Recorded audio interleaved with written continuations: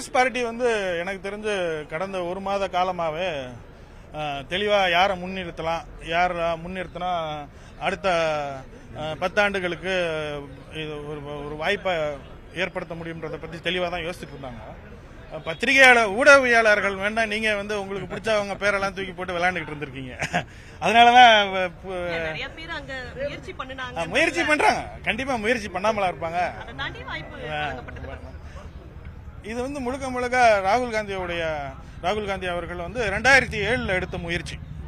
புதிய ஒரு தலைமுறை, முக்கியமாக கீழ்த்தட்டு மக்கள், இடைநிலையில் இருக்கக்கூடிய மக்கள், தலித் சமுதாயத்தில் இருக்கும் பெண்கள், இவங்க வந்து அரசியலுக்குள்ள பெரும்பான்மையா வரணும்ன்றதுக்காக 2007-8 வந்து ஊரா போய் இளைஞர் காங்கிரஸ்ல வந்து ஒரு தேர்தல் முறையை அறிவிச்சார். அந்த சிஸ்டம் மூலமா வந்த ஆள் தான் நான்.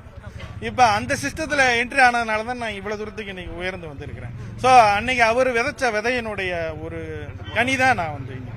எப்படி உங்களுடைய குரல் மாநிலங்களவையில எதிரொலிக்கும்? முக்கியமான என்ன மாதிரியான பிரச்சனைகளை நீங்க பேசுவீங்க?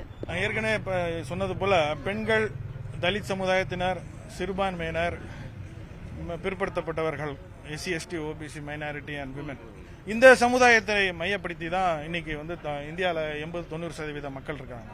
ஸோ இவங்களுடைய பிரச்சனைகளை வந்து நம்ம தெளிவாக எடுத்து வைக்கிறது தான் என்னுடைய முக்கியமான நோக்கமாக இருக்கும். மணிப்பூர்ல இருக்கீங்க, அதை பத்தி அங்க இருக்கக்கூடிய சிக்கல்கள் எப்படி கையாண்டீங்க? மணிப்பூர்ல வந்து சிக்கல் வந்து மோசமாக தான் இருக்கு. பிஜேபி வந்து அந்த மாநிலத்தை வந்து ஒரு லெபார்டரி மாதிரி மாத்திட்டாங்க.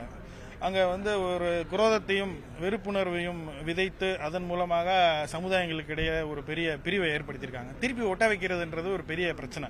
இதே விஷயத்த வந்து பல மாநிலங்கள்ல ட்ரை பண்ணணும்னு முயற்சி பண்றாங்க. தமிழகத்திலையும் அதுக்கான எல்லா முயற்சிகளும் இருக்கு.